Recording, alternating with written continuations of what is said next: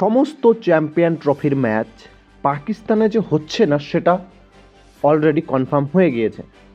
বন্ধুরা, তোমরা জানো পাকিস্তানে চ্যাম্পিয়ন ট্রফি হওয়ার কথা ছিল 2025 সালে, কিন্তু ভারত সেখানে চ্যাম্পিয়ন ট্রফির ম্যাচ খেলতে যাবে না, যেটা প্রথম থেকেই ভারতের আপত্তি ছিল।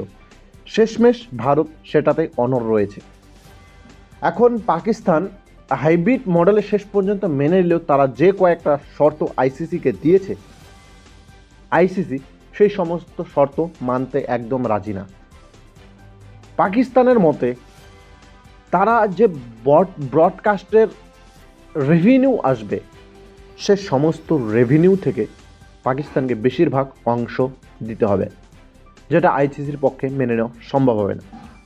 বন্ধুরা, এরপরে পাকিস্তান শর্ত দিয়েছে যদি ভারত পাকিস্তানে খেলতে না যায়, ভবিষ্যতে আইসিসির কোনো টুর্নামেন্ট খেলার জন্য পাকিস্তান ভারতে আসবে না।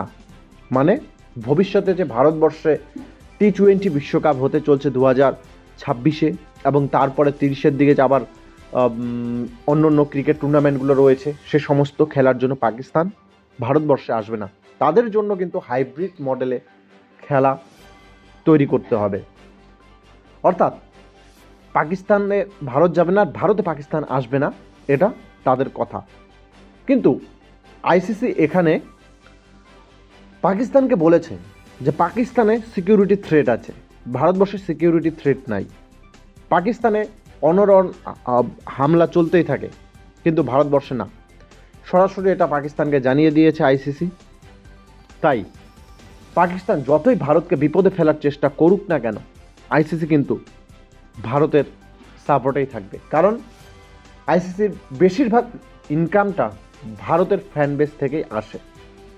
সুতরাং আইসিসিও কখনো চাবে না যে ভারতের জন্য পাকিস্তানকে সুবিধা দেওয়ার জন্য। ভারতের যেখানে সুবিধা হবে আইসিসি কিন্তু সেই সুবিধাই দিয়ে যাবে। তাই চেষ্টা করলে পাকিস্তান ভারতকে বিপদে ফেলতে পারবে না। এবং 2025 সালের চ্যাম্পিয়ন ট্রফি হাইব্রিড মডেলেই হবে। যদি পাকিস্তান না মানে, তাহলে পাকিস্তান তাকে খেলা বন্ধ করতে হবে হয়তো, যেটা আইসিসির নির্দেশ এসেছে।